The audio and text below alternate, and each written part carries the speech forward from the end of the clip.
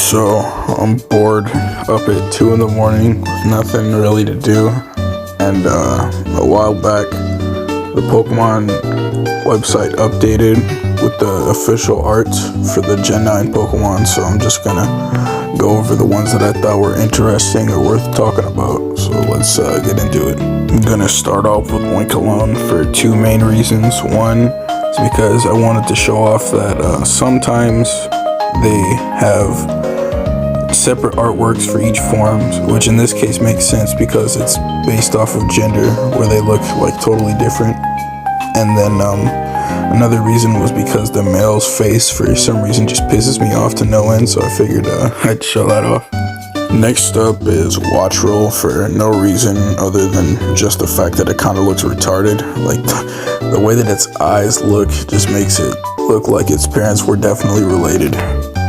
I'm going to be grouping these next three Pokemon together. It's Flittle, Flarge, and Dolliv for the sole fact that they just kind of stare soullessly into the camera or off into the abyss. And I just thought that was kind of funny, I guess.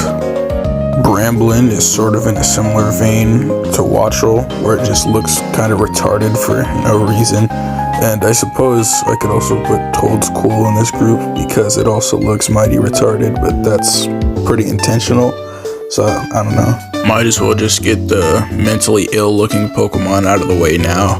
Frigibax, Arctibax, Mastiff, and Capsicid all look like they ride the short bus to school. And then you've got the man driving the bus, Captain Retard himself, Roaring Moon. I don't think Roaring Moon is a bad design on its own, but Jesus Christ, does the official art look retarded. These next two Pokemon I'm not exactly that fond of because they're pretty boring designs, all things considered, but Tandemaus and Mousehold, I think the official art does them a lot more justice than the model. You can see right here, as this is one of those Pokemon where they don't have different artworks for the forms, so I'll go ahead and show those off. Some Pokemon that do have artwork for their different forms though are Finizen and Tatsugiri.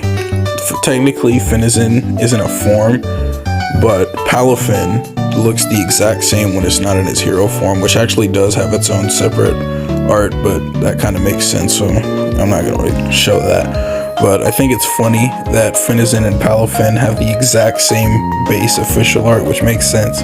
But then you've got Tatsugiri, who basically just kind of changes color and poses, so yeah. Palmod is another one that's kind of pretty simple. I just thought that the official art was cute, so I figured I would show that off. I don't know, just kind of like this one.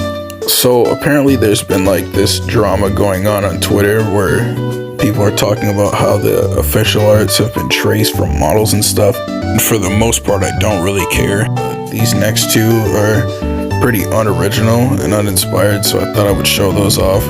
Screamtail and Baxcalibur. One is basically just traced off of another Pokemon, and then the other is just traced off of its already static, boring sprite from inside the game. So yeah, these ones kind of suck. And capping things off, we have my favorite three new official arts from this generation: Scovillain, Goldango, and then the God Annihilate.